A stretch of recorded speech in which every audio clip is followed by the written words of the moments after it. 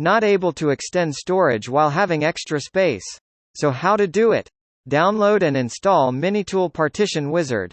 Then open it up. Select the drive want to extend. Right-click and select Extend. Now select the unused storage or the drive you want to shrink at same time. Choose storage size in megabytes. Click OK. Now click Apply from bottom left. Close all programs of the drive to avoid crash. Click OK. Wait for a while. Quick note: SSDs will take less time than HDDs. Well, now you know.